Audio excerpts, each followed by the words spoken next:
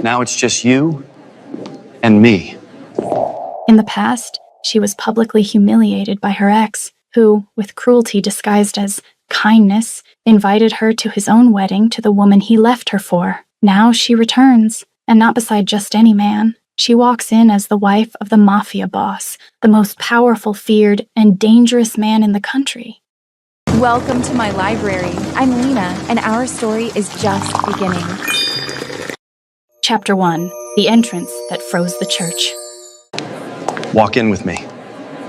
The cathedral doors were heavier than I remembered, or maybe it was just the weight of everything I was about to do pressing down on my chest. My hand trembled slightly against the ornate bronze handle, and I felt his fingers cover mine, warm, steady, grounding. "You don't have to do this," Damien murmured, his voice low enough that only I could hear. His accent wrapped around the words like silk over steel. I looked up at him, 6'3" of controlled power in a perfectly tailored black suit that probably cost more than Preston's vintage car collection. Dark eyes that could freeze men with a glance watched me with something softer, something that looked almost like concern. "Yes, I do," I whispered back. His jaw tightened, but he nodded once. Final. When Damien Volkova decided something, the universe bent to accommodate him. Even now, standing outside my ex-boyfriend's wedding, his presence felt like gravity itself had shifted in his favor. "Then we walk in together," he said. Not a question, a statement. "And we make sure everyone remembers why they should have treated you better." My heart did something complicated in my chest. 3 months ago, I didn't know this man existed. Now, he was my husband, and not in some fake arrangement kind of way that rich people did for tax purposes. This was real. Terrifyingly, beautifully, impossibly real. I pushed open the doors. The effect was immediate. Conversations died mid-sentence. Heads turned in synchronized shock. Someone gasped. I heard Georgina's mother actually choke on whatever expensive champagne they were serving. Every eye in that cathedral locked on us as we stepped into the marble-floored vestibule. The ceremony hadn't started yet. Cocktail hour was still in full swing, the elite of Manhattan society mingling in their designer best, pretending their family money made them better than everyone else. I'd been part of this world once, Preston's girlfriend, the girl who was lucky to be dating a Harrington, the one who should be grateful for the scraps of attention he threw her way. Not anymore. I adjusted my dress, a custom Valentino in deep emerald silk that hugged every curve Damien had spent the past 3 months worshipping. My hair was swept up in an elegant twist.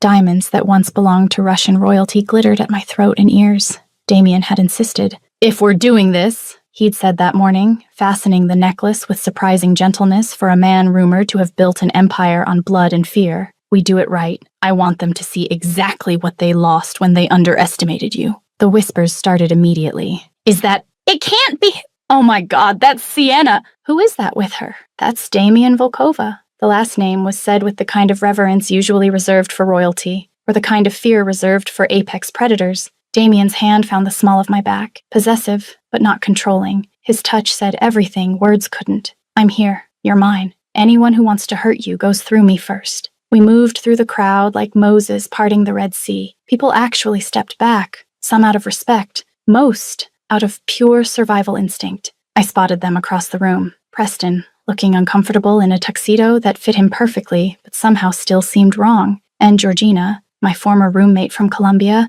in a wedding dress that probably cost 6 figures and still couldn't make her look like anything other than what she was. A woman who'd stolen another woman's boyfriend and thought she'd won. Our eyes met. Hers widened in shock, then narrowed in something that looked like panic. Good. She should be panicking. Preston saw me a second later. The champagne glass in his hand actually slipped, spilling expensive bubbles across his shoes. His face went through several colors: surprise, confusion, and finally settling on a pale shade of realization. He'd made a mistake. A catastrophic, irreversible mistake. And now, standing next to the most powerful man in the northeastern United States, I was living proof of exactly how badly he'd miscalculated. "Sienna," his voice cracked slightly. I didn't think you'd come," I supplied, my voice steady despite the adrenaline singing through my veins. "To celebrate your happiness? Why wouldn't I? We're all adults here, aren't we?" The subtext was clear. "I'm over you. I've moved on, and I've moved up." Georgina appeared at Preston's side, her smile brittle as expensive china. "Sienna, what a surprise." Her eyes flicked to Damien, and I watched her mentally calculate his net worth, his power, his sheer presence. "I don't believe we've met your friend?" Husband, Damien corrected, his tone polite but with an edge that could cut glass. Damien Volkova. He didn't extend his hand. Didn't need to. His name did all the work. I watched Georgina's carefully applied makeup fail to hide the way she paled. She knew exactly who he was. Everyone in this room knew who Damien Volkova was. The man who owned half of Manhattan's real estate. The man who had connections that made politicians nervous. The man whose name appeared in Forbes and FBI files with equal frequency. The man whose ring I wore on my left hand. Congratulations, I said sweetly, looking at Preston and Georgina. I hope you'll be very happy together. The lie tasted like champagne and victory on my tongue. Preston opened his mouth, probably to say something stupid, but Damien spoke first. We should find our seats, he said, his hand never leaving my back. I'd hate to delay the ceremony. As we walked away, I heard the explosion of whispers behind us.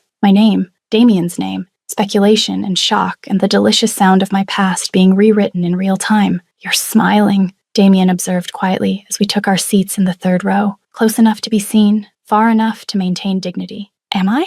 Dangerously. His fingers found mine, threading together in a gesture that was becoming familiar, comfortable. Right. Enjoying yourself? Is that wrong? Not at all. His thumb traced circles on my palm, and despite everything, the crowd, the ceremony about to start, the ex-boyfriend probably having a breakdown somewhere, all I could focus on was that simple touch. I'd be disappointed if you weren't. The organ music started. Everyone stood. Georgina began her processional down the aisle in a dress that probably cost more than my entire college education. As she passed our row, our eyes met again, and in that moment, I saw it clearly. She knew. She knew she'd won the battle, but lost the war. Preston was rich. Preston was connected. Preston was everything a woman like Georgina had been raised to want. But he wasn't Damien. And I wasn't the same girl who'd begged Preston to love her 3 years ago. I was Sienna Volkova now, and that changed everything.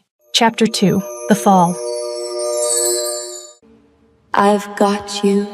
The ceremony was beautiful in that obscene way only old money could achieve. Thousands of white roses and a string quartet playing something classical and expensive, light filtering through stained glass windows that had witnessed a century of society weddings. I should have been watching the bride and groom. Instead, I was drowning in memories I'd spent 3 years trying to forget. Damien's hand tightened on mine, and I realized I'd tensed. He didn't ask what was wrong, he just knew. Somehow this man who'd known me for only 3 months understood my triggers better than people who'd known me my whole life. Breathe, he murmured, so quietly only I could hear. I did, and let myself remember. 3 years ago. You're wearing that? Preston's voice had that tone, the one that sounded like a question, but was really a judgment wrapped in silk and condescension. I looked down at my dress, a simple black cocktail dress I'd saved up for. Not designer, but nice. I thought I looked good. What's wrong with it? I asked, already feeling my confidence crumbling. Nothing, it's just... He circled me like I was a sculpture he was evaluating. It's a little tight, don't you think? Especially around the middle. My stomach dropped. I thought it fit well. It did. Last month, his smile was practiced. Perfect. Cruel. Have you been eating more? You know how I feel about you maintaining your figure, Sienna. Image matters in my world. His world, like I was just visiting. Just a guest who needed to follow the house rules. I changed that night, put on something looser, something that made me disappear into the background while Preston shined at whatever gala we were attending. It was always like that. Him shining, me disappearing. You're so lucky, Georgina had said one night, sprawled on her bed in our shared dorm room. We were seniors at Columbia. She was majoring in art history and rich husbands. I was majoring in literature and delusion. Preston Harrington III? Do you know how many girls would kill to date him? I know, I'd said, because that's what you were supposed to say. You were supposed to be grateful, supposed to recognize your good fortune in being chosen by someone like him. Just don't mess it up, okay? She'd laughed, but there was something sharp underneath. Girls like us don't get many chances with guys like him. Girls like us, as if we were the same, as if her trust fund and my scholarships put us in the same category. I should have seen it then. The way she looked at him, the way she laughed too hard at his jokes, the way she always seemed to be around when he came to pick me up. But I was too busy trying to be perfect, trying to be thin enough, quiet enough, undemanding enough, trying to be worthy of Preston Harrington III. 2 years ago. Where were you? Preston's text came through at 2 a.m. I'd been at the library working on my thesis. I'd told him that morning. He'd said fine and gone back to his phone. Library, like I said, finishing my chapter. Funny, I drove by, didn't see your car. My blood went cold. He'd checked on me. driven to the library to verify my location like I was some kind of criminal on probation. I parked in the back lot. It was full in front. Send me a picture. What? Of where you are now. I'd done it, taken a selfie in the library, my laptop visible, the timestamp clear, sent it to him like evidence in my own trial. Okay, just checking. Can't be too careful. You know how guys are around pretty girls. I should have been flattered.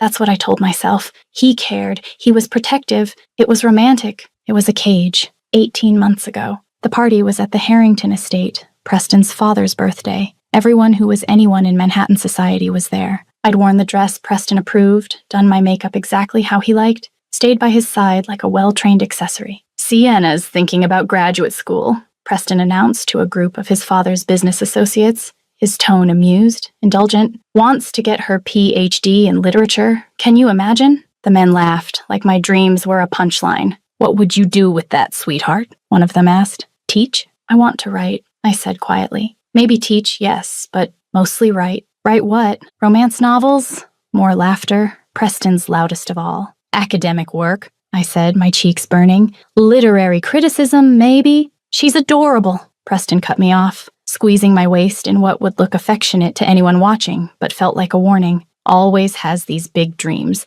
I keep telling her, once we're married, she won't need to work. She can do whatever little projects she wants as a hobby. Little projects, my life's work, my passion, reduced to a hobby. Something to keep me occupied while he built empires. I'd smiled, nodded, played along, because that's what you did when you were lucky enough to be dating Preston Harrington III 1 year ago. I found out about the affair the way everyone finds out about affairs in the digital age. A text message meant for someone else. Preston. Can't wait to see you tonight. Wear the red lingerie I bought you. Me. What red lingerie? The 3 dots appeared, disappeared, appeared again. Preston. Wrong person. That was for a surprise I'm planning. For you. I wasn't stupid. Naive, maybe.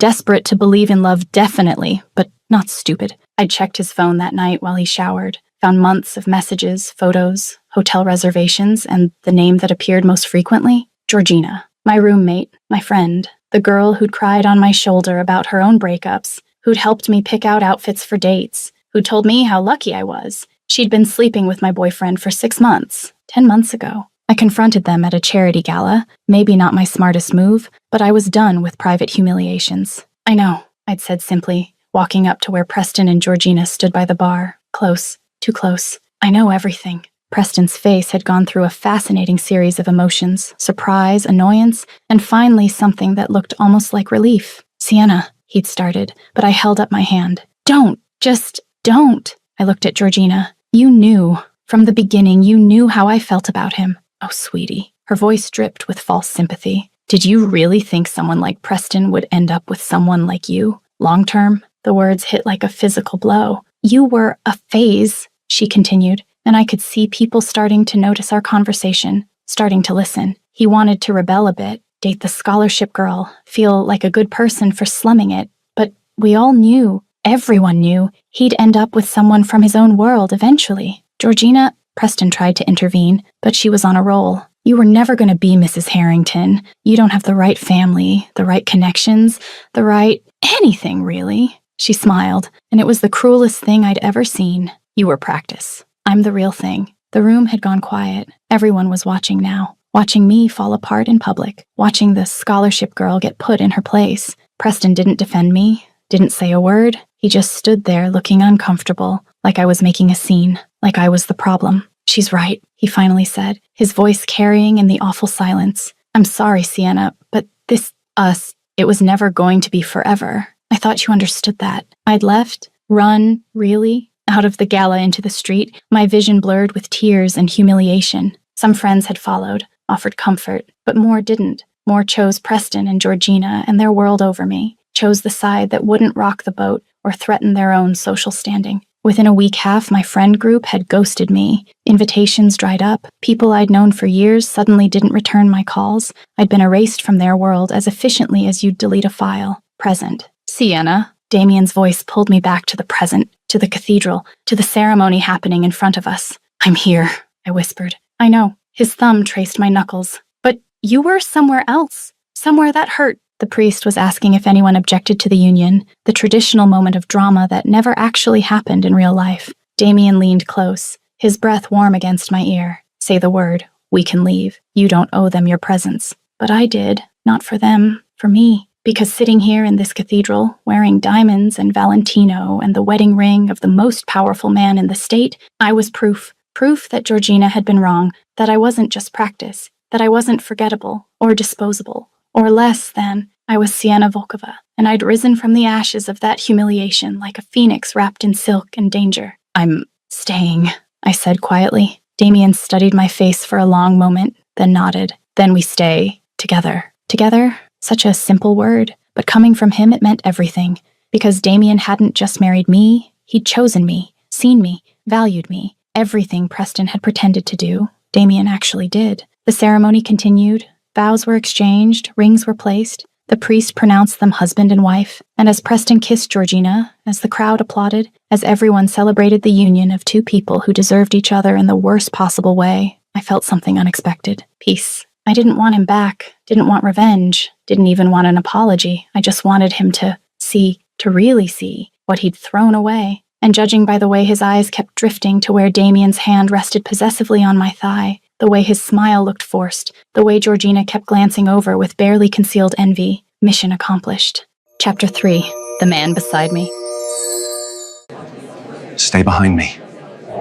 The reception was held in the Harrington Estates ballroom, a space so excessively elegant it felt like stepping into a European palace. Crystal chandeliers the size of small cars hung from hand-painted ceilings, and every surface gleamed with the kind of wealth that didn't need to announce itself because everyone already knew. Damien's hand never left the small of my back as we navigated through the crowd. His touch was light, but possessive, not in the suffocating way Preston used to be, but in a way that said, I'm here, I choose to be here, and I'm not going anywhere. People parted for us like we were royalty, or maybe like we were something more dangerous than royalty, something that could actually hurt them. Mr. Volkova, an older gentleman approached, his smile nervous, despite his obvious wealth. What a pleasant surprise to see you here. Mr. Whitmore? Damien's voice was smooth, polite, but there was steel underneath, the kind of steel that made powerful men remember their place. Congratulations on your merger. I hear it went through despite the complications. The man's face went slightly pale, like Damien had just referenced something he shouldn't know about, something private. Yes, well, thank you for your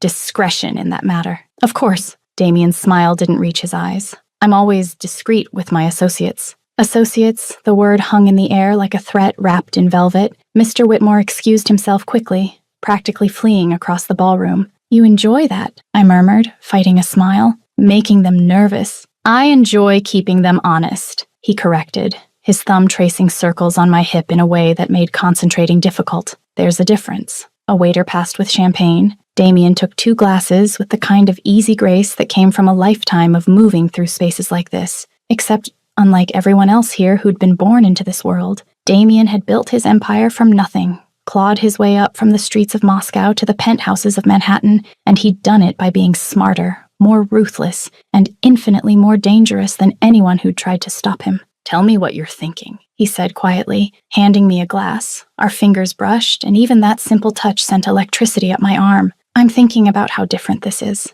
I admitted, taking a sip of champagne that probably cost more than my monthly rent used to. Being here with you instead of before. His jaw tightened slightly, the only sign that my words affected him. Tell me about before. You already know before. I told you everything that night in Santorini. Tell me again. His voice dropped lower, more intimate, despite the crowd around us. I want to hear it now, here, so I can appreciate exactly how far you've come. 6 months ago, Santorini. I'd gone to Greece to forget, to escape, to piece myself back together after the gala incident had shattered me into a million humiliated pieces. I'd used the last of my savings, booked a tiny room in a whitewashed villa overlooking the Aegean, and spent my days reading on secluded beaches where no one knew my name or my shame. That's where I'd first seen him, this impossibly attractive man sitting alone at a beachside taverna, looking simultaneously bored and dangerous in white linen and dark sunglasses. A woman across from him was talking rapidly, gesturing with her hands, clearly trying very hard to impress him. He looked like he wanted to throw himself off the cliff just to escape. Our eyes met across the patio, and something passed between us. Recognition, maybe, or just the universal language of, please save me from this terrible situation. I didn't think, just acted. I walked over to their table with my book still in hand and smiled brightly. Dimitri, there you are. I've been looking everywhere for you. The woman stopped mid-sentence, her perfectly glossed lips forming a small O of surprise. The man, Damien, though I didn't know his name yet, didn't miss a beat. Malaya, he said, the Russian endearment rolling off his tongue like honey and smoke. I was just explaining to Miss Katerina, the woman supplied, looking between us with growing suspicion. Miss Katerina, that I was waiting for someone. He stood smoothly, all 6'3" of controlled power unfolding from the chair. He held out his hand to me. Shall we? I took it. His palm was warm and calloused, not the soft hands of someone who'd never worked, but the hands of someone who'd fought for everything he had. We walked away from the taverna together, his hand still holding mine,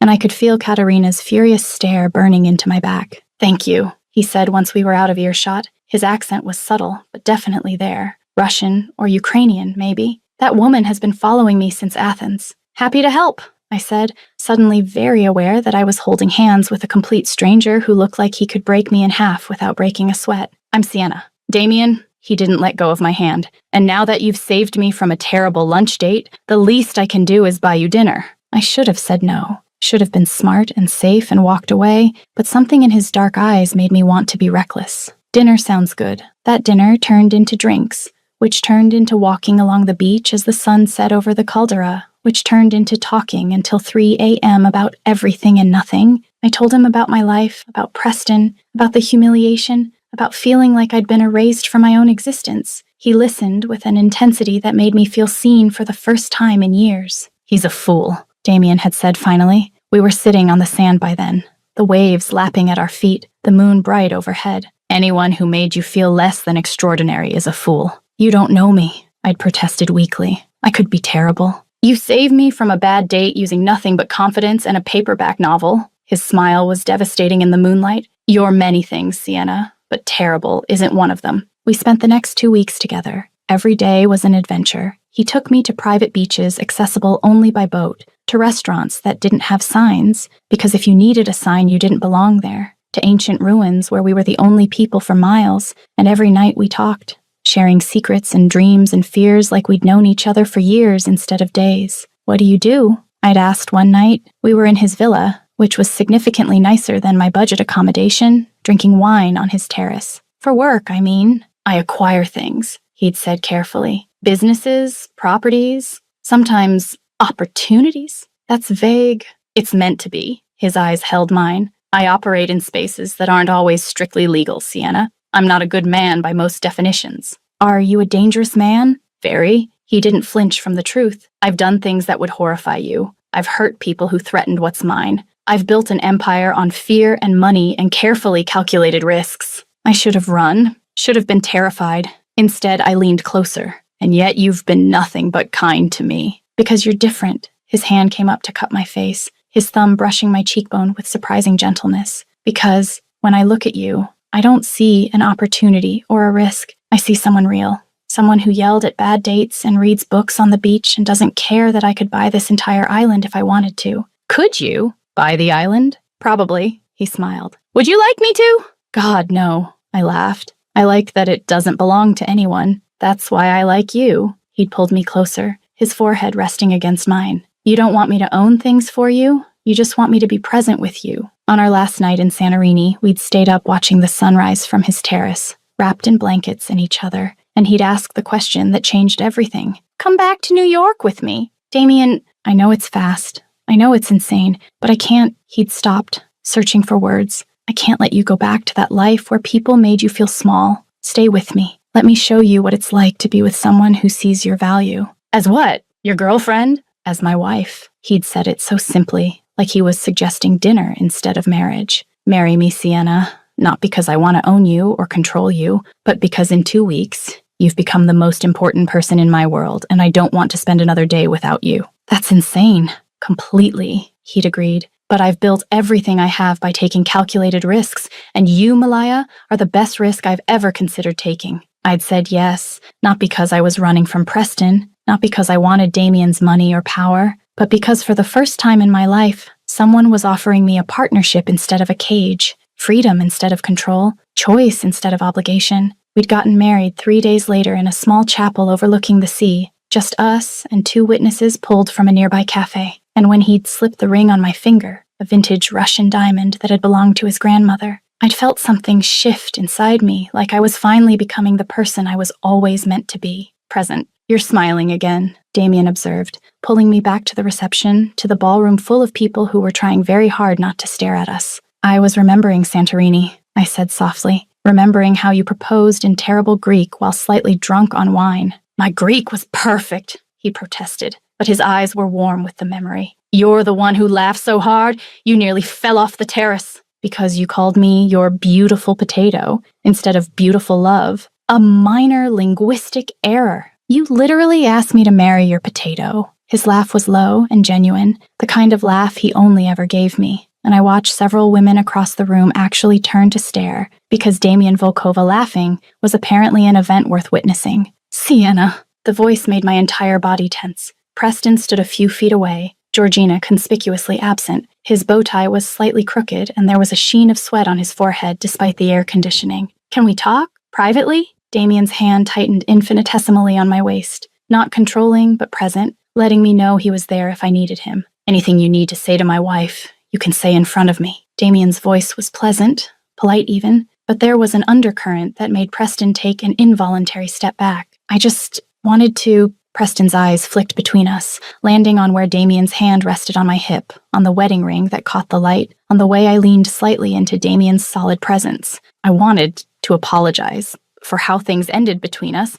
I was young and stupid, and I didn't appreciate what I had. You're apologizing, I said slowly, trying to process this. At your wedding, you're apologizing for how you treated me. I made a mistake, he said, and he actually looked like he meant it. Seeing you here, seeing you with him, I realize that you chose wrong. Damien's voice cut through whatever Preston was about to say. It wasn't loud, but it didn't need to be. Every word landed with the precision of a thrown knife. That you had someone extraordinary and you treated her like she was disposable. That you let her walk away. No, that you drove her away. And now you're realizing she was the best thing that ever happened to you. Preston's face went red, then white. Let me make something very clear. Damien continued, his tone never rising but somehow filling the space around us with menace. Sienna is mine now, not because I own her, but because she chose me, and every single day I work to be worthy of that choice. I see her brilliance, her strength, her value,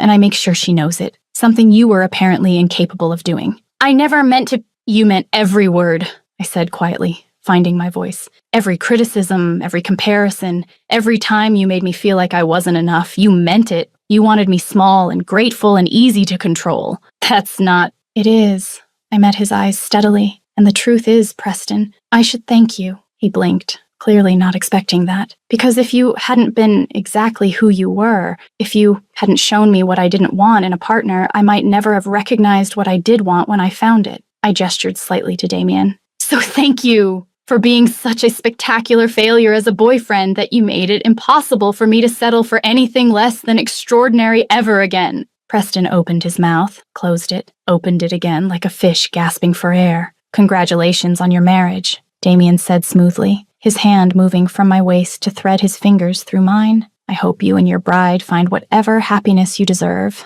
The subtext was clear, which isn't very much. We walked away, leaving Preston standing alone in the middle of the ballroom, and I could feel the eyes following us, the whispers starting, the social calculus being recalculated as everyone processed what they'd just witnessed. You okay? Damien asked once we were out of earshot. I'm perfect, and I meant it, because standing here in this ballroom where I'd once felt so small, with this powerful, dangerous, surprisingly gentle man at my side, I felt invincible. Can we leave now? We can do whatever you want. He brought my hand to his lips, pressing a kiss to my knuckles that sent heat racing through my veins. Though I have one more thing to do first. What's that? His smile was wicked. Dance with my wife where everyone can see. Chapter 4. The Reversal. Let them watch. The band started playing something slow and elegant, one of those classic jazz standards that rich people loved because it made them feel cultured. Damien led me to the dance floor with the kind of confidence that came from knowing every eye in the room would follow. His hand settled on my waist, the other capturing mine, and suddenly we were moving, swaying to music that felt like it was written specifically for this moment, for us. You're good at this, I murmured, hyper-aware of how close we were, how his body moved against mine with practiced ease. I'm good at many things, His voice was low, meant only for me, his breath warm against my ear. Dancing is probably the most innocent of them. Heat pooled in my stomach at the implication. Damien? Sienna? He mimicked my tone, amusement dancing in his dark eyes. What? I'm simply stating facts. You're trying to make me blush in front of 300 people. I'm succeeding. He pulled me infinitesimally closer, the movement so subtle that to anyone watching we still looked perfectly proper, but I could feel every line of his body against mine now,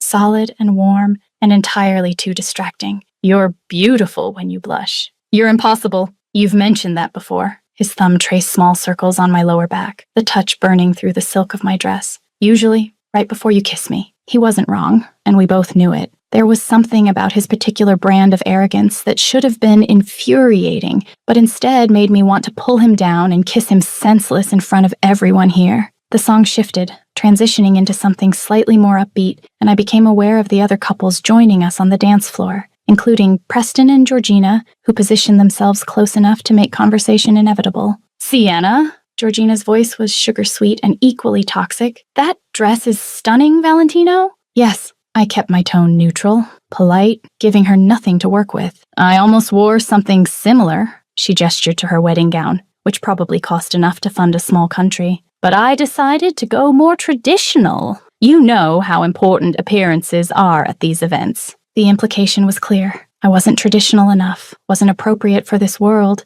was trying too hard. Damien's hand tightened on my waist, a silent message that he heard it too, that he was ready to intervene if I needed him to. But I didn't need saving, not anymore. Traditional is certainly a choice, I said pleasantly, though personally, I've always believed that true confidence comes from wearing what makes you feel powerful, regardless of what others might consider appropriate. Georgina's smile tightened almost imperceptibly. Of course, when you have the right support system, I suppose you can get away with anything. Support system, Damien's voice cut in, smooth as aged whiskey and twice as dangerous. Is that what we're calling marriage now? How modern of you. Preston had the good sense to look uncomfortable. His hand on Georgina's waist looked more like an obligation than a choice. Nothing like the way Damien touched me, like he couldn't imagine being anywhere else. I didn't mean, Georgina started, but the music swelled, and the moment passed. Other couples shifted, and suddenly we were on opposite sides of the dance floor. She's jealous, I observed quietly. Of course she is. Damien spun me smoothly, the movement making my dress flare slightly. She thought she won when she took Preston, but now she's realizing she traded down while you traded up exponentially. That's arrogant. That's factual. He dipped me slightly, and I gasped at the unexpected movement, at the way his face was suddenly inches from mine, at the heat in his eyes that had nothing to do with the crowded ballroom. She got a trust fund baby who needs his father's approval to buy a car, you got me. And you're so much better, I challenged, even as my heart raced. I'm dangerous. Morally complicated and probably going to hell. He pulled me back up, our bodies flush against each other now. But I'm also completely devoted to you, infinitely more interesting, and I actually know how to make you smile, so yes, Malaya, I'm substantially better. I couldn't argue with that logic, mainly because he chose that moment to kiss me, right there in the middle of the dance floor, in front of everyone who'd once made me feel small. It wasn't a long kiss, nothing inappropriate for the setting, but it was thorough and claiming and absolutely devastating. When he pulled back, I was breathless, and the entire room had gone quiet.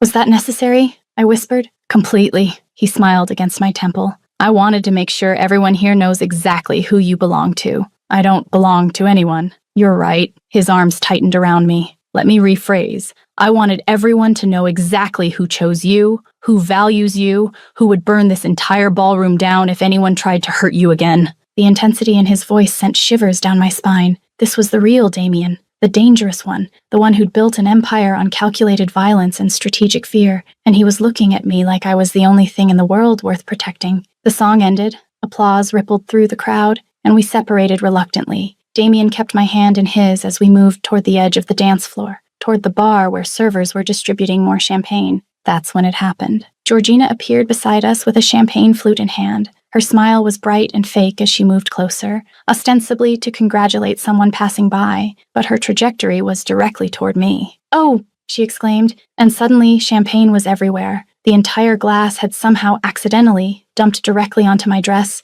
the emerald silk immediately darkening with the liquid. Champagne dripped down the bodice, soaked into the fabric, ruined the custom embroidery. Oh my God, Sienna, I'm so sorry. Georgina's voice was pitched loud enough for everyone nearby to hear. Her hand flew to her mouth in exaggerated horror. I didn't see you there. I'm such a klutz. The lie was obvious. I'd seen her eyes right before it happened, seen the calculation, the deliberate aim. This wasn't an accident, it was sabotage. A final petty attempt to embarrass me at her own wedding. It's fine, I started to say, already reaching for napkins, already planning how to salvage this. But Damien's hand on my wrist stopped me. No. His voice was quiet but absolute. It's not fine. He pulled out his phone, didn't even look at Georgina as he dialed. His eyes were locked on mine, dark and furious, and something else. Something protective and possessive that made my breath catch. Victor, he said into the phone, his Russian accent more pronounced now. I need a dress. The Dior boutique on 5th. Have them bring everything in Sienna's size. Green, preferably. Darker than what she's wearing now. I want it here, in 20 minutes. I don't care if they're closed, make it happen. He hung up, slipped the phone back into his pocket, and only then did he turn to look at Georgina. The temperature in the immediate area seemed to drop 10 degrees. That was quite clumsy of you, he said pleasantly, but there was nothing pleasant in his eyes. I'm sure you didn't mean to deliberately throw champagne on my wife's custom Valentino at your own wedding reception. It was an accident, Georgina stammered, and I watched the color drain from her face as she realized what she'd done. Who she'd antagonized. Of course. Damien's smile was all teeth and no warmth, just like it was an accident when you slept with her boyfriend, an accident when you humiliated her publicly, an accident when you've spent the past year gloating about stealing something that wasn't worth keeping. The people around us had gone silent. Everyone was listening now. Everyone was watching Georgina's perfect wedding implode in real time. Damien, I started, putting a hand on his arm, not because I wanted him to stop, but because the rage radiating from him was almost tangible. 15 minutes, he said, checking his watch, his hand covering mine on his arm. That's how long it's going to take for a dress that costs more than this entire reception to arrive, and then my wife is going to change into something even more beautiful than what you just ruined. I'll pay for the cleaning, Georgina tried. You couldn't afford the cleaning, Damien cut her off. That dress was custom, one of 3 made by Valentino this year. The fabric alone costs more than your wedding gown, so no, you won't be paying for anything. You'll be living with the knowledge that you're exactly the kind of petty, insecure woman who peaks in her 20s and spends the rest of her life wondering what happened. Damien, Preston stepped forward, trying to play the protective husband, trying to salvage his bride's dignity. That's enough. No, Damien turned that cold gaze on Preston. Enough was 10 months ago when you let her humiliate Sienna at a charity gala. Enough was when you made her feel like she wasn't good enough for your world. Enough was every single time you took someone extraordinary and made her feel ordinary. He pulled me closer, his arm around my waist protective and possessive. This is just the beginning of consequences. A commotion at the ballroom entrance made everyone turn. A woman in a sleek black suit was walking toward us carrying what looked like a wardrobe bag. She was flanked by 2 security guards and moved with the efficiency of someone who'd been promised a very large commission. Mr. Volkova, she said breathlessly, arriving in less than the promised 20 minutes. I brought several options as requested. Show me, Damien commanded, and she unzipped the bag to reveal 3 dresses, each more stunning than the last. He examined them with the same focus he probably used to evaluate business deals, finally selecting a deep forest green number that looked like liquid emerald. It was Dior, probably worth a small fortune, and definitely more spectacular than my ruined Valentino. This one, he handed it to me. Go change. I'll wait here. You don't have to, Sienna. His hand cupped my face, thumb brushing my cheek, and despite the audience, despite everything, I leaned into the touch. Let me do this. Let me show everyone here what it looks like when someone actually values you. I took the dress and headed toward the bathroom, aware of the whispers following me, the shocked faces, the way Georgina looked like she might cry. In the ornate bathroom, I changed quickly. The new dress fit perfectly, hugging curves and highlighting assets in a way that was elegant but undeniably sexy. When I looked in the mirror, I barely recognized myself. This wasn't the girl who'd begged Preston for scraps of affection. This wasn't the woman who'd been humiliated at a gala. This was Sienna Volkova, wife of the most powerful man in the state, and I looked the part. When I walked back into the ballroom, conversation stopped again, but this time it wasn't shock. It was something else, something like awe. Damien was waiting exactly where I'd left him. His eyes tracked my movement across the room, dark and heated and full of promises for later. When I reached him, he didn't say anything, just pulled me close and kissed me again, deeper this time, longer, the kind of kiss that made people look away or stare depending on their level of propriety. Perfect, he murmured against my lips. You're absolutely perfect. Georgina stood a few feet away, her own wedding dress suddenly looking overdone and trying too hard. Her face was blotchy with barely contained tears. Preston had his arm around her, but he was looking at me, looking at what he'd lost, looking at what he'd never actually appreciated. I think, Damien said loud enough for nearby people to hear, that we should send the bride a thank you gift. For what? I asked, playing along. For reminding me that my wife looks stunning in everything, even champagne-soaked Valentino. His smile was dangerous and beautiful, though she looks better in Dior. The laughter that rippled through the crowd was at Georgina's expense, and I watched her face crumble, watched Preston try to comfort her, watched their perfect wedding become the event where Sienna Volkova, proved that she'd not only survived their cruelty, but transcended it entirely. Can we leave now? I whispered to Damien. We can do whatever you want, he said, exactly like he had before, though I'm enjoying watching them realize what they lost. I think they know. I glanced at Preston and Georgina, both looking miserable despite being surrounded by luxury. And honestly, I don't care anymore. I just want to go home with my husband and forget they exist. Something shifted in Damien's expression, something soft and genuine that he rarely showed in public. Home sounds perfect. We left the reception without saying goodbye to anyone, walked out of the Harrington estate with our heads high and our hands intertwined, and as the valet brought Damien's car around, I realized something profound. I'd come here thinking I needed closure, thinking I needed to prove something, but standing here in a borrowed Dior dress with champagne still drying in my hair, I realized I didn't need any of that. I just needed this man, this life, this choice to value myself enough to walk away from people who never deserved me in the first place. What are you thinking? Damien asked as we drove away from the estate, from Preston, from that entire life. I'm thinking that I should thank Georgina, I said honestly, because if she hadn't been exactly who she was, I might have stayed. I might have married Preston and spent my whole life feeling not quite good enough. And now I know exactly what good enough feels like. I reached for his hand, threading our fingers together. It feels like this. His grip tightened, and in the darkness of the car, I saw him smile, really smile, the kind of smile he only ever gave me. Te amo, Milaya, he said softly, the Spanish and Russian mixing in a way that was entirely him, entirely ours. I love you too, I whispered back, and meant it with every fiber of my being. Chapter 5. The Conversation. Tell me what you feel. The drive home was quiet in that comfortable way that only happens when you're with someone who doesn't need constant noise to fill the silence. Damien's hand rested on my thigh, his thumb tracing absent patterns through the silk of my borrowed Dior dress, and I watched the city lights blur past the window, feeling like I was finally exhaling after holding my breath for years. Talk to me, he said eventually, his voice low and intimate in the darkness of the car. What's going on in that beautiful head of yours? I turned to look at him. His profile was sharp and perfect in the passing streetlights, all strong jaw and straight nose and those dangerously dark eyes that saw too much. I'm trying to figure out what I'm feeling. And relief? I said honestly. But also, I don't know, emptiness maybe, like I built up this moment in my head for so long, and now that it's over, I'm not sure what to do with all that energy. He was quiet for a moment, processing. Then he surprised me by pulling the car over. We were somewhere in Manhattan. A quiet street lined with brownstones and old money. He put the car in park and turned to face me fully. You didn't go there for revenge, he said,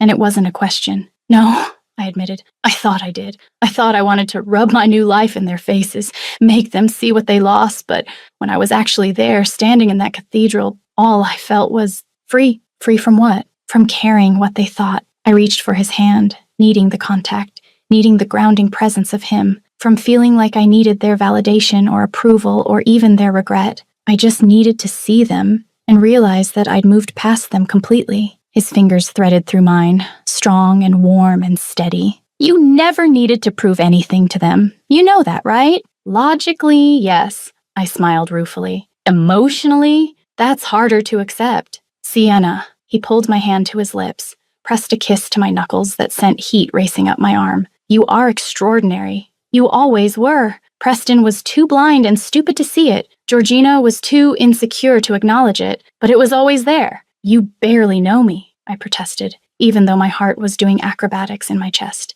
3 months. I know that you save strangers from bad dates even when you're heartbroken yourself, he interrupted. I know that you read philosophy on beaches and cry at sunsets and laugh at terrible Greek puns.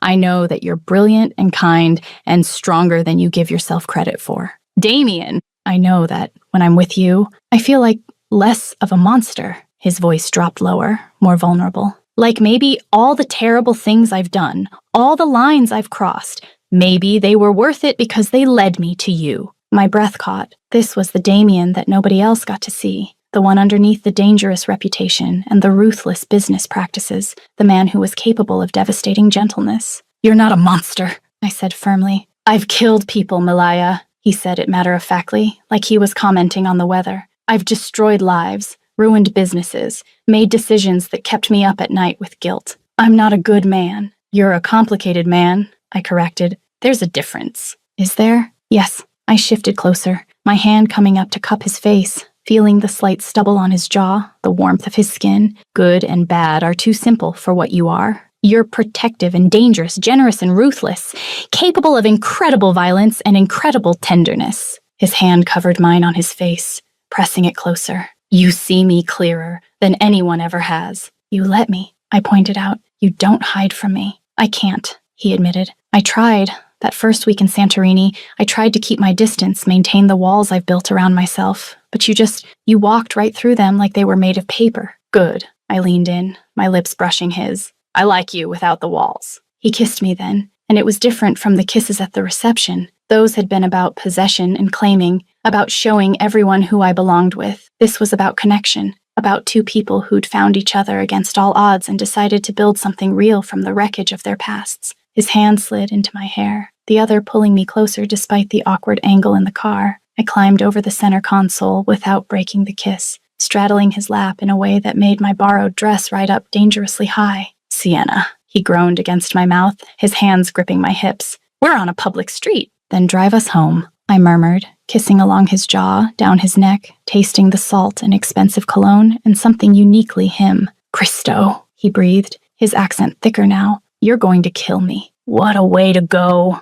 I threw his own words from earlier back at him and felt him laugh against my skin. He did drive us home, though he broke several traffic laws doing it. His hand stayed high on my thigh the entire way, a constant reminder of what was waiting when we got there. And by the time we pulled into the underground garage of our penthouse, I was trembling with anticipation. The elevator ride up was an exercise in restraint. Damien kept me pressed against the wall, his body a solid line of heat against mine, his lips tracing patterns on my neck that made coherent thought impossible. I love you, he said against my skin, and the words sent shivers down my spine. I love you too, I gasped, as his teeth grazed my pulse point. The elevator doors opened directly into the penthouse, and we stumbled inside still tangled in each other. I vaguely registered the floor-to-ceiling windows overlooking Manhattan, the modern furniture that cost more than most people's cars, the art on the walls that belonged in museums. But mostly I registered him, the way his hands felt on my body, the way he looked at me like I was something precious and corrupting all at once, the way he made me feel powerful and desired and completely safe despite knowing exactly how dangerous he could be. Bedroom, I managed to say between kisses.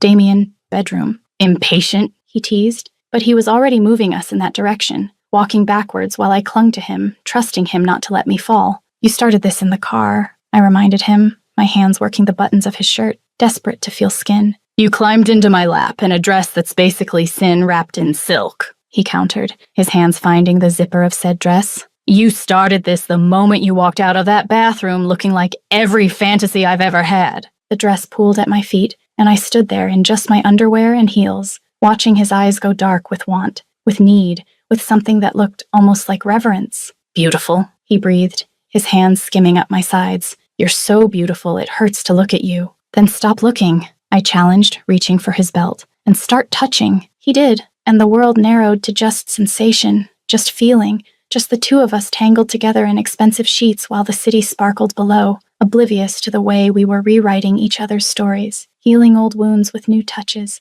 building something permanent from the temporary insanity of a Greek island romance. Much later, I woke up wrapped in Damien's arms, the sheets tangled around our legs, early morning light filtering through the floor-to-ceiling windows. For a moment I just lay there, listening to his steady breathing, feeling the rise and fall of his chest against my back, marveling at how different this was from what I'd had before. Preston had never held me like this, like I was something worth keeping close, like he couldn't bear to let me go even in sleep. "You're thinking too loud." Damien's voice was rough with sleep, his arms tightening around me. "I can feel you overthinking from here." "Sorry." I turned in his arms to face him. His hair was messy, his jaw shadowed with stubble. He looked younger like this, less dangerous, more human. I was just comparing. "Don't," he said firmly. "Don't compare what we have to what you had with him. They're not even in the same universe." "I know." I traced the line of his collarbone, the definition of muscle and bone, the slight scar near his shoulder that had a story I'd heard over wine in Santorini. But I can't help thinking about how different everything is now. How I used to beg for scraps of affection, and now I have this. "This," he repeated, his hand coming up to cup my face. "You have all of me, Sienna.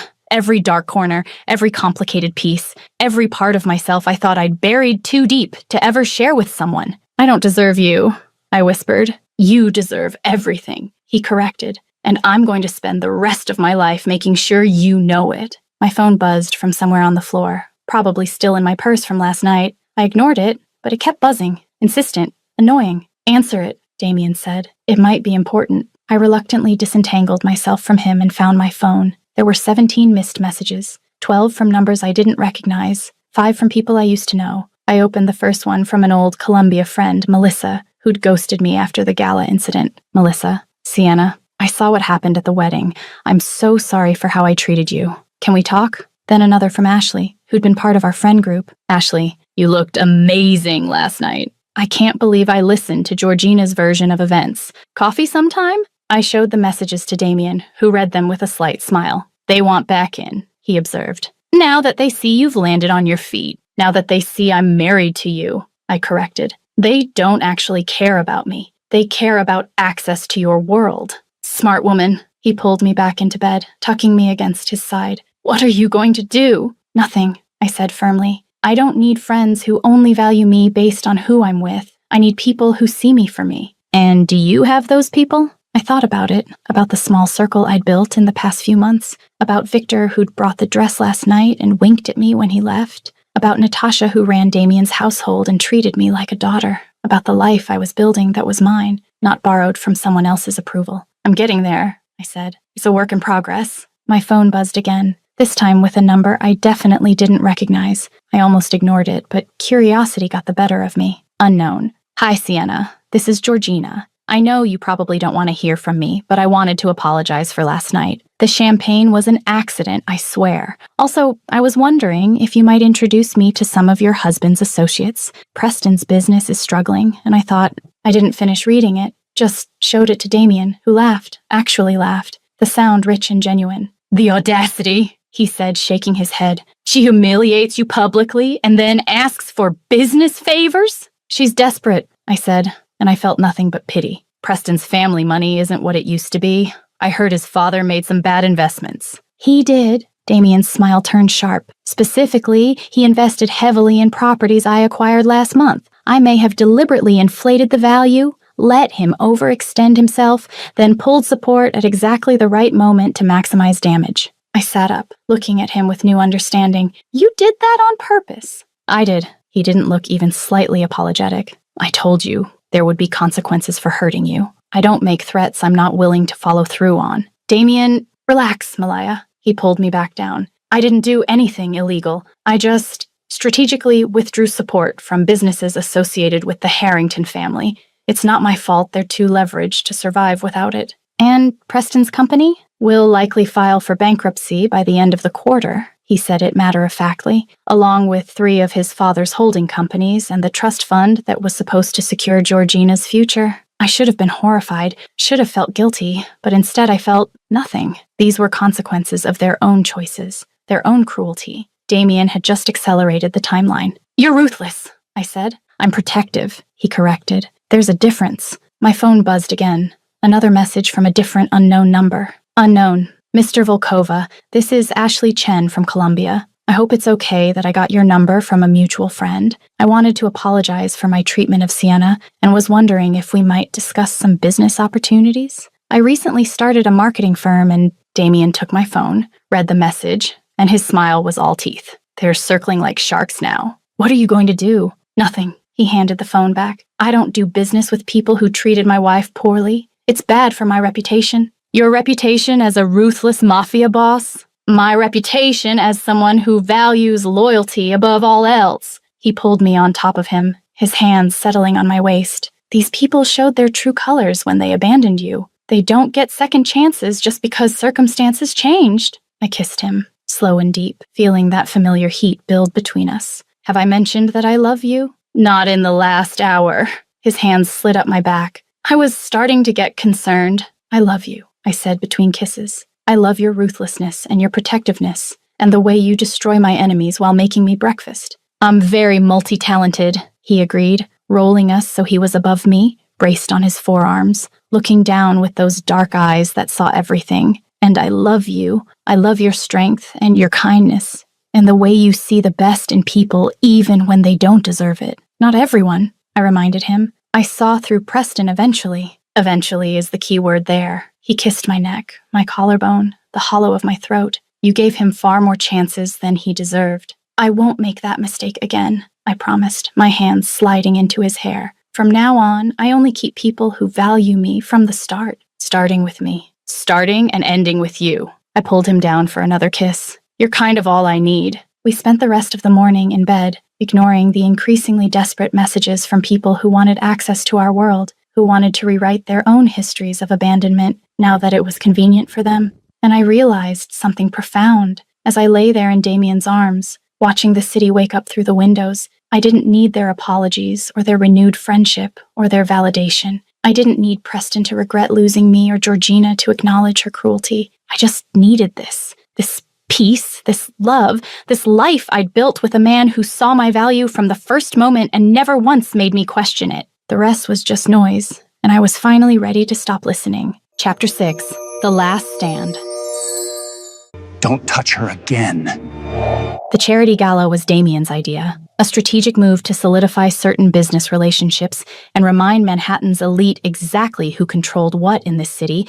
I'd agreed to go because I was done hiding, done letting my past dictate my present, and maybe because part of me wanted to see how the social landscape had shifted now that I was Sienna Volkova instead of Preston's discarded girlfriend. The venue was the Metropolitan Museum of Art, rented out for the evening in that obscenely wealthy way that made my old scholarship student self internally cringe. Damien's hand was warm and steady on my lower back as we navigated through the crowd. I wore Alexander McQueen tonight, black silk with strategic cutouts that walked the line between elegant and dangerous. Damien had looked at me when I'd emerged from our bedroom and said simply, "You're going to cause a riot," before kissing me thoroughly enough to smudge my lipstick. "Remind me why we're here?" I murmured as another overly friendly businessman approached to shake Damien's hand and stare at me like I was the acquisition he was considering. "Because I need to be seen." Damien's thumb traced circles on my hip. "And because you need to show this city that you're not the girl they dismissed, you're the woman they should have valued. I don't need their validation." I know. His eyes met mine, dark and proud. "But they need to see what they lost. There's a difference." Before I could respond, a familiar voice cut through the ambient noise. "Sienna." Preston stood a few feet away, and he looked terrible. Not physically. He was still objectively attractive in his tuxedo, but there was something desperate in his eyes. Something hunted, I'd heard through the social grapevine, that his family's financial troubles were accelerating, that his father was scrambling to save what was left of their empire. "Preston!" I kept my voice neutral, professional, the same tone I'd use with any acquaintance I had no interest in engaging with. "Can we talk? Privately?" His eyes flicked to Damien, then back to me. "Please?" Damien's hand tightened infinitesimally on my waist, not controlling but questioning, leaving the choice to me. I could feel the predatory stillness in him, the barely leashed violence ready to deploy if I gave the word. "Anything you need to say to my wife, you can say in front of me." Damien's voice was pleasant, polite even, but there was steel underneath. Preston ran a hand through his hair, and I noticed his fingers were shaking slightly. "I need 5 minutes, Sienna. Please, for old time's sake. For old time's sake. Like those times had been good. Like I should feel some obligation to the man who'd systematically destroyed my self-worth for 3 years." "Fine," I said, and felt Damien's surprise. 5 minutes. I stepped away from Damien's protective presence, following Preston to a quieter alcove near the Egyptian wing. I could feel Damien's eyes on me the entire time, tracking my movement, ready to intervene if needed, but also trusting me to handle this myself. Preston turned to face me once we were alone, and up close I could see the cracks in his polished exterior, the dark circles under his eyes barely concealed by expensive concealer, the tension in his jaw, the slight tremor in his hands. "You look beautiful," he said, and it sounded like an accusation. "Thank you." I didn't return the compliment, didn't offer him anything. "I made a mistake." He said it all in a rush, like he'd been practicing. "Sienna, I was an idiot. I let you go, and it was the worst decision of my life." I waited, said nothing, gave him nothing to work with. "Georgina, she's—" He stopped, started again. "It's not what I thought it would be. She's not you. Nobody is you. Preston, I want you back." He cut me off, stepping closer, and I could smell the whiskey on his breath, the desperation rolling off him in waves. "I know I don't deserve another chance, but I'm asking anyway. We were good together. We could be good again." The laugh that escaped me was genuine surprise. "You can't be serious." "I am." He reached for my hand, but I stepped back. "Sienna, please. I know I hurt you, but people make mistakes. We could start over. I could be better this time. Better." I repeated the word like I was tasting it. "You want to be better now. After 3 years of making me feel like I was never good enough, after the cheating, after letting Georgina humiliate me publicly, after everything, now you want to be better?" "I was young. You were cruel." I cut him off, and my voice was steady, certain, powerful in a way it never had been when we were together. "You were systematically, deliberately cruel. You criticized my body, controlled my movements, diminished my dreams, and made me believe that I was lucky to have your scraps of attention." "That's not— I didn't mean—" "You meant every word." I took a step toward him now, watching him unconsciously step back. "And the worst part? I believed you. I actually believed that I needed to change myself to be worthy of you, that I needed to be smaller, quieter, less ambitious, less everything." "Sienna, but you want to know what I realized?" I smiled, and it wasn't kind. "You didn't make me smaller because I was too much. You made me smaller because you were too little. You needed me diminished because my light made your mediocrity obvious." His face flushed red. "That's not fair." "Fair?" My laugh was sharp. "You want to talk about fair? You cheated on me with my roommate, humiliated me at a public event, let your social circle erase me from existence, and now you're here asking for another chance because, what, your new life isn't working out? Your family is losing money. Your perfect wife isn't so perfect anymore. It's not about the money. It's always about the money with you, Preston." I said it gently now, almost pitying. "Or the status or the appearance. It's never about actual love or respect or partnership. It's about having the right accessories to maintain your position." "And him?" Preston's voice turned nasty. "Damien Volkova? You think he's any different? He's a criminal, Sienna. He's dangerous and violent, and he's only with you because I saved him from a bad date and made him laugh," I interrupted. "Because I see him as a person instead of a reputation? Because we actually enjoy each other's company without one of us needing to be diminished. He's using you." "He chose me," I said simply. "Every day he chooses me. He sees my value, celebrates my strength, encourages my dreams. He makes me feel powerful instead of small, worthy instead of grateful, loved instead of tolerated." "I loved you." "No," I shook my head. "You loved the idea of me, the version that did what you wanted and never challenged you. But the real me, the one with opinions and ambitions and a backbone, you hated her. You tried to crush her." Preston's face crumpled slightly. "I could change." "I don't want you to change," I said, and meant it. "I want you to leave me alone. I want you to accept that we're done, that we were done the moment you chose cruelty over kindness. I want you to move forward with your life and let me move forward with mine." "But there is no but," I cut him off firmly. "I am married, I am happy, I am exactly where I want to be with exactly who I want to be with, and nothing you say or do will change that. You'll regret this." His voice turned ugly. "When he gets bored of you, when you realize what he really is." "I know what he really is," I said calmly. "He's honest about his darkness. He doesn't hide it or dress it up as love, and somehow that makes him infinitely more trustworthy than you ever were." I turned to walk away, but Preston's hand shot out, grabbing my wrist, not hard enough to hurt, but firm enough to stop me. "Sienna!" "Let go of my wife." Damien's voice cut through the space like a blade. He'd crossed the room silently, and now stood a few feet away, every line of his body radiating controlled violence. His eyes were flat and cold,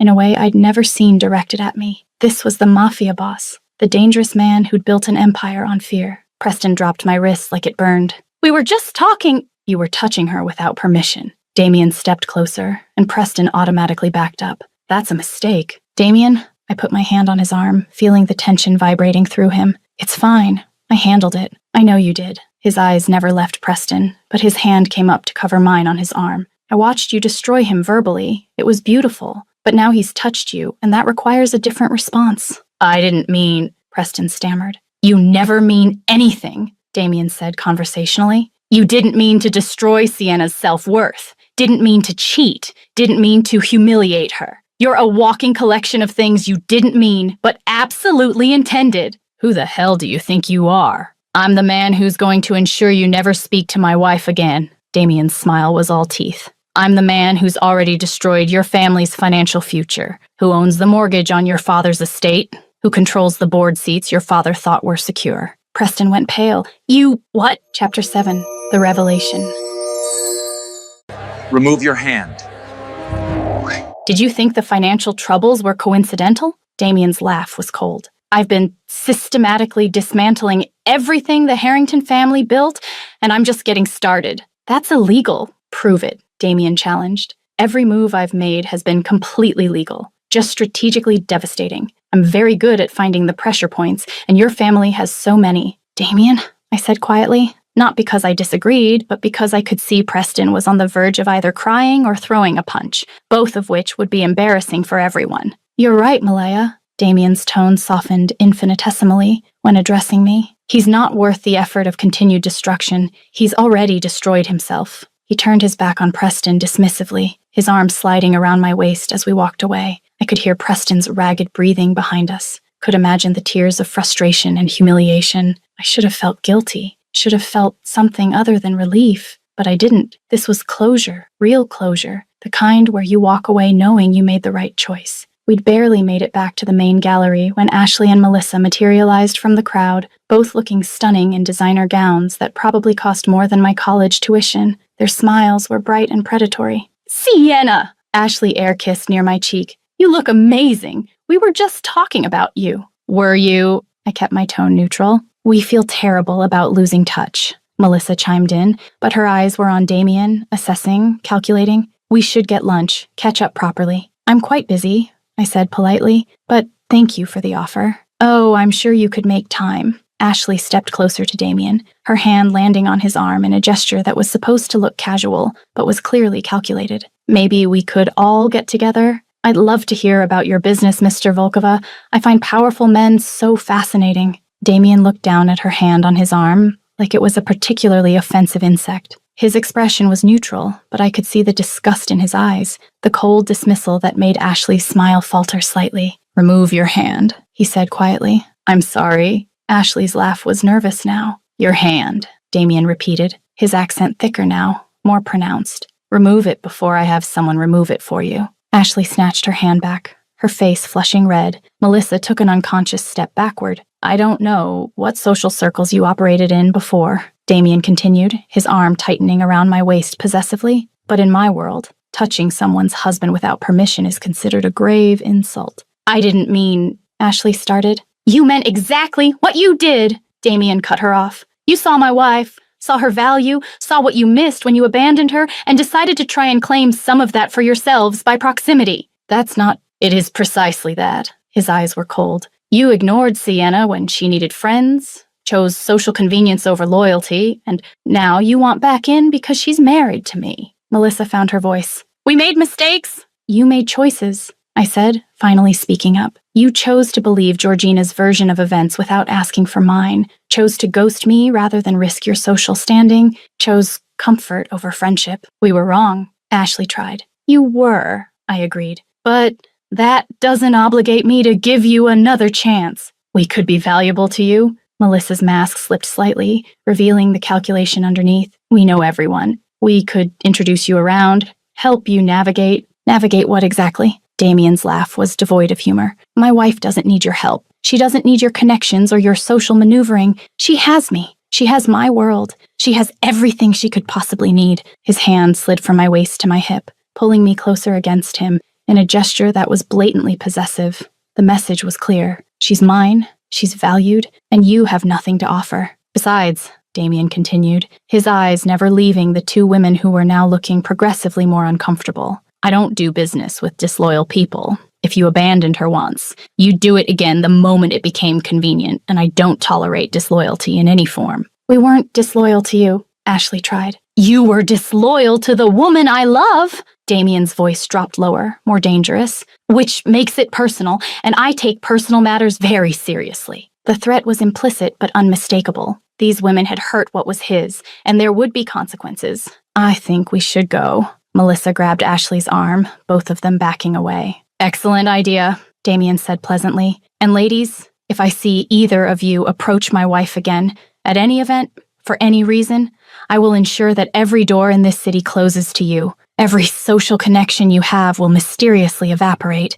Every opportunity will disappear. Do we understand each other? They nodded, pale and shaken, and practically fled across the gallery. I turned to look at Damien, who was watching them go with satisfaction. That was intense. They touched me without permission, he said simply. And they hurt you. Both are unforgivable. You didn't have to threaten them. Yes. He turned to face me fully, his hand coming up to cut my face. I did, because you are mine, Sienna. Not in the ownership sense, but in the chosen sense. And anyone who hurts you, who dismisses you, who treats you as anything less than extraordinary, will answer to me. My fierce protector. I smiled despite everything. Always. He kissed me, right there in the middle of the gala, deep and claiming and absolutely devastating. When we broke apart, I was breathless. And he was smiling, that dangerous smile that made my knees weak. Can we leave yet? I asked. Not quite. His expression shifted slightly. There's one more person who wants to speak with you. He gestured across the room, and my stomach dropped. Georgina stood near the bar, her hand resting on her still flat stomach in a gesture I recognized from every pregnancy announcement I'd ever seen. Oh no, I breathed. Oh yes. Damien's smile was grim. She's been making the rounds all night, telling anyone who'll listen that she's pregnant with Preston's child and that you somehow ruined her marriage. That's insane. That's desperate, he corrected. And she's about to try and use that pregnancy to manipulate the situation, to make you look like the villain in her story. What do we do? We? His smile widened. Nothing. You, however, are going to show her exactly who Sienna Volkova is. Georgina spotted us looking and started walking over. Her expression was a carefully crafted mixture of sadness and determination. She'd clearly rehearsed this. Sienna, she said as she approached, her hand never leaving her stomach. I'm so glad you're here. I wanted to tell you personally. Tell me what, Georgina? I kept my voice neutral. I'm pregnant, she announced, loud enough for nearby people to hear. Preston and I are having a baby. Despite everything that's happened, despite all the challenges, we're building a family. The implication was clear. They were moving forward, building something real, while I was, what exactly? A trophy wife to a dangerous man? Congratulations, I said simply. Georgina blinked, clearly not expecting that response. Thank you. I hope you and Preston find happiness. I continued, and I meant it. I hope you build a beautiful life together, and that your child grows up loved and secure. We will. Georgina's smile was triumphant now. We're going to be so happy, a real family, not like what? I interrupted gently. Not like a marriage based on actual partnership and respect. Not like a relationship where both people see each other's value. Her smile faltered. You think you won something, I said quietly, so only she could hear. You think taking Preston, marrying him, having his baby, you think that means you beat me somehow. I did. No, I shook my head. You got exactly what you wanted, and I got exactly what I wanted. The difference is that I wanted something real, while you wanted something that looked good. Preston loves me. Maybe he does, I allowed. Or maybe he loves the idea of you, the way you fit into his world, the way you make him look good to his family and friends. But Georgina, that's not the same as being truly seen and valued for who you are. She was silent, her hand still on her stomach, but her expression less certain now. I hope your baby gives you everything you're looking for, I said genuinely. I hope it brings you joy and fulfillment and all the things you thought marrying Preston would bring. It will,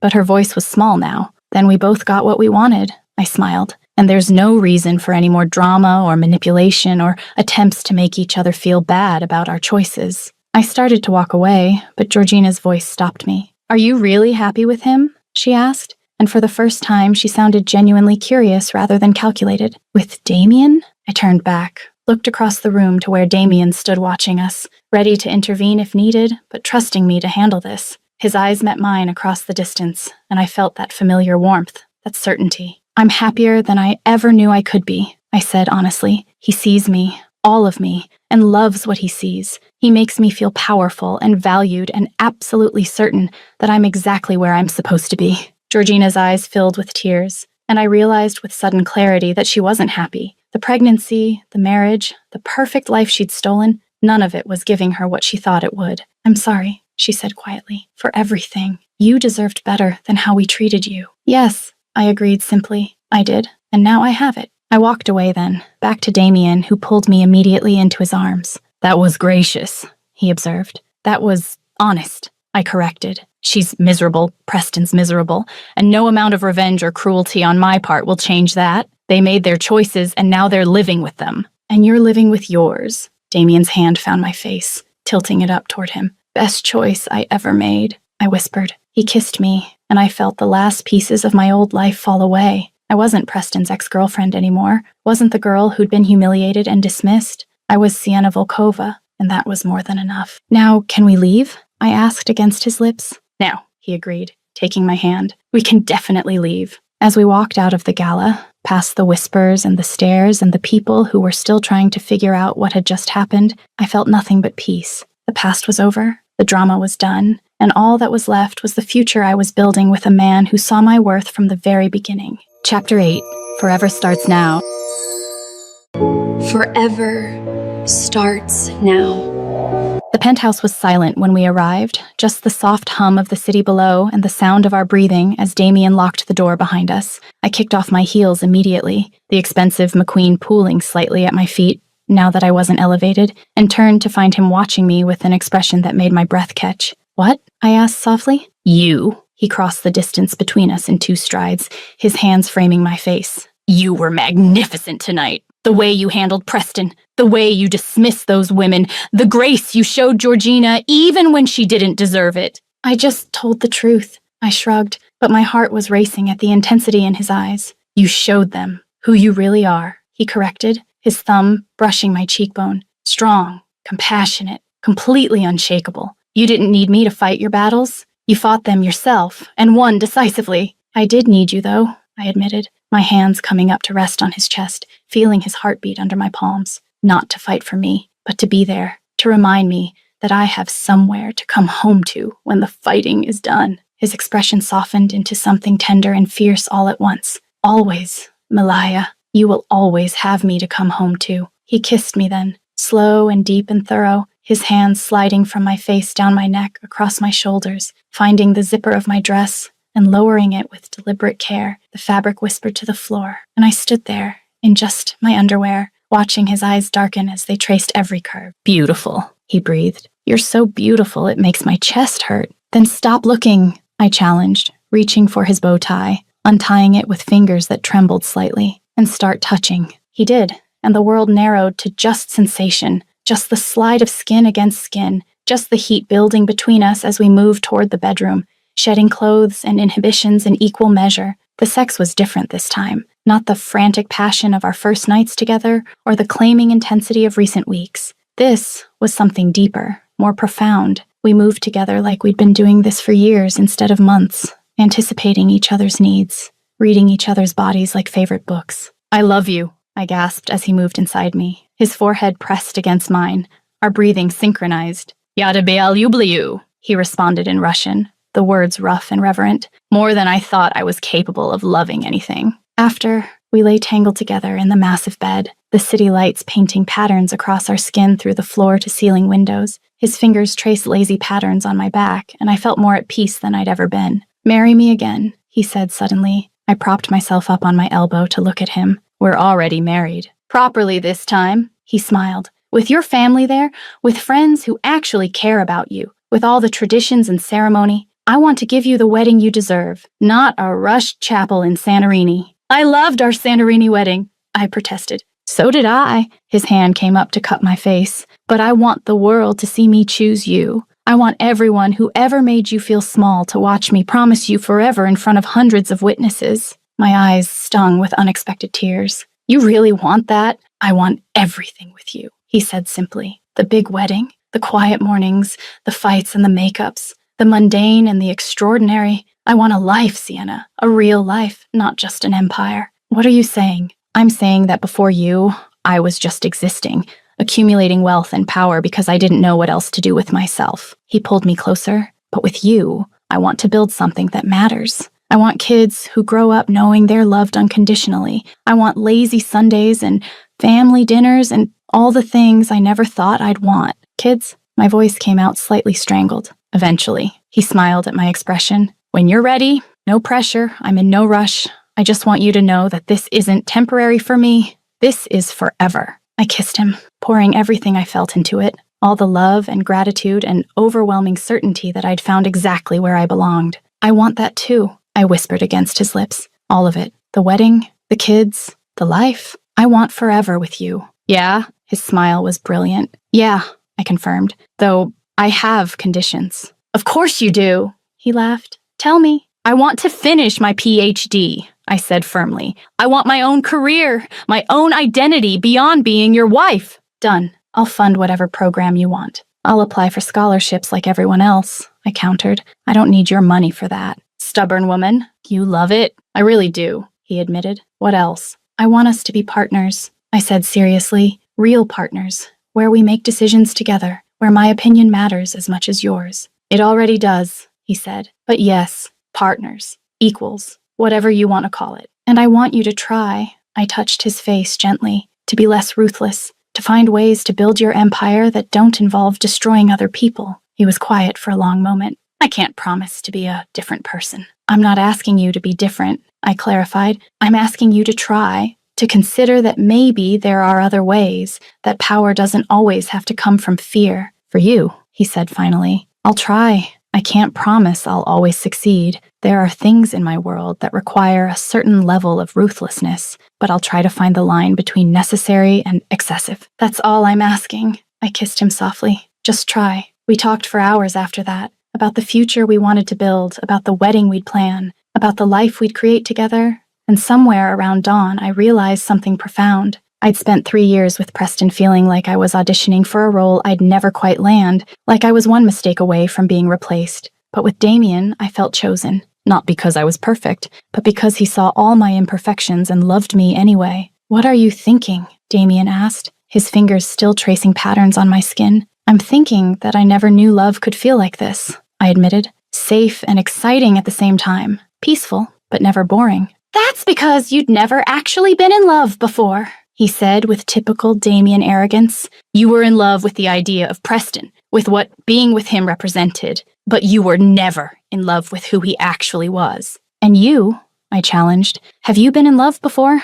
Never, he said without hesitation. I've had relationships, connections, but nothing that came close to this. You're it for me, Sienna, the first and the last. No pressure, I joked, but my heart was soaring. All the pressure, he countered, rolling me beneath him, because I plan on spending the rest of my life making sure you never doubt how loved you are. He made good on that promise, showed me with his hands and mouth and body exactly how loved I was. And as the sun rose over Manhattan, painting the sky in shades of pink and gold, I felt the last pieces of my old self fall away completely. I wasn't the girl who'd been humiliated at a gala anymore, wasn't Preston's discarded girlfriend or Georgina's victim. I was just Sienna, loved fiercely and completely by a man who saw my value from the very beginning and never once made me question it. I love you, I said, as we lay tangled together, exhausted and content. I love you more, he responded, that competitive edge even in affection. Not possible. Extremely possible. He pulled me closer. I love you more than power, more than money, more than this entire empire I've built. Damien, you asked me once what I'd built all this for, he interrupted, and I didn't have an answer, but I do now. What's the answer? You, he said simply. I built it all so that when I finally found you, I'd have something worthy to offer. I'd have the power to protect you, the resources to give you everything, the empire to lay at your feet. I don't want an empire at my feet, I protested. I know. His smile was soft. You just want me, and that's why you deserve everything. We fell asleep as the city woke up, wrapped in each other and the certainty of forever. And when I woke up hours later to find Damien watching me with that expression that still made my breath catch, I knew with absolute certainty that this was my happily ever after. Not because it was perfect. We'd have fights and struggles and moments of doubt, not because he was some idealized hero. He was still dangerous and ruthless and morally complicated, and not because I'd been rescued or saved or completed by him. but because we'd chosen each other, flaws and all, darkness and light, strength and vulnerability, and in that choice we'd found something real, something lasting, something that made all the pain and humiliation of the past worth it because it had led me here. To him, to us, to this life we were building together. "Good morning, Mrs. Volkova," Damien murmured, his hand sliding up my bare back. "Good morning, Mr. Volkova," I responded, unable to stop smiling. "Ready to start forever?" I looked at this complicated, dangerous, surprisingly tender man who'd given me everything I never knew I needed and felt my heart expand with certainty. "With you?" I kissed him softly. "Absolutely." And as we lay there in the morning light, Manhattan spreading out below us full of possibility and promise, I realized that this was what victory looked like. Not in humiliating the people who'd hurt me, not in proving them wrong, but in finding someone who made me forget they existed at all. Preston and Georgina could have their miserable marriage and their desperate attempts at happiness. Ashley and Melissa could have their empty social climbing, and I would have this real love, real partnership, real life with someone who saw my worth from day one and never once made me question it. That was the real revenge, the real triumph, not caring anymore, not needing their validation or their regret or their acknowledgement, just living well, loving deeply, and building a future that had nothing to do with my past. "I'm so glad you yelled at me in that airport," Damien said suddenly. I laughed, the sound bright and free. "Best temper tantrum I ever had. Best day of my life," he corrected, pulling me on top of him. "The day a beautiful, furious woman called me an expensive jerk and had no idea she'd just met her future husband. So arrogant, so accurate," he countered, his hands settling on my waist. "Admit it, you were halfway in love with me even then." "I was halfway to murdering you," I corrected. "Same thing," he grinned, and I couldn't argue because maybe it was. Maybe love always started with a little bit of chaos, a little bit of fury, a collision of two people who had no business finding each other but did anyway. And maybe the best stories weren't about perfect meet-cutes or love at first sight. Maybe they were about yelling at strangers in airports and finding something real in the mess. "Forever starts now," I said, echoing his earlier words. "Forever started the moment you walked into my life," he corrected, pulling me down for a kiss that tasted like promises and possibility. "Everything before was just waiting." And as we lost ourselves in each other again, the past finally, completely, absolutely behind us, I knew he was right. This was forever, messy and complicated and absolutely perfect, and I wouldn't change a single thing about how we got here. Not the heartbreak that led me to Greece, not the humiliation that made me strong, not even the pain that taught me my worth, because all of it, every terrible moment, had been a path leading me exactly where I needed to be. Home, in the arms of a dangerous man with a surprisingly soft heart, building a future that was ours alone. 4 hidden Lena fun facts about this story. 1. The ruined dress scene was the emotional turning point. Notice, Georgina tried to humiliate Sienna in the exact same way she was humiliated in the past publicly. But this time, Sienna had someone who didn't just defend her, he made her shine. Even more. The new dress being more beautiful than the ruined one equals, she always comes out better after every attack. 2. Damien never used the last name Harrington even once. He always said Preston or your ex. Refusing the surname was refusing to give importance to their family legacy. He literally erased the power of the Harrington name from the narrative. 3. Georgina's pregnancy was mentioned but never developed, because it doesn't matter. Subtle Easter egg. Sienna genuinely wished her happiness and moved on. The pregnancy stopped being manipulation the moment Sienna stopped giving it power. Georgina was left talking to herself. 4. Milaya means darling, beloved in Russian, but it has layers. Damien uses it only with Sienna, never with anyone else in the entire story. Even in moments of anger or tension with others, he is cold and formal. With her, there's always a Milaya that reveals vulnerability. It's his code word for "you are my person." Guys, writing Sienna and Damien felt like watching someone rise from the ashes in real time. From the very first moment, I knew this wouldn't be a cheap revenge story or a show him what he lost kind of plot. That's far too shallow. This is a story about rediscovering self-worth. What burned inside me in the best way was creating the journey of a woman who didn't need to humiliate anyone to prove her value. She simply lived so well that the comparison became inevitable. Sienna didn't scream, "Look how much better I am." She quietly transformed into someone so radiant that everyone realized their mistake on their own. And Damien? Oh, Damien was delicious to build. He's dangerous, morally gray, capable of destroying empires, but with her, he's soft, protective, genuinely in love. The duality of a man who kills without blinking but melts when she smiles.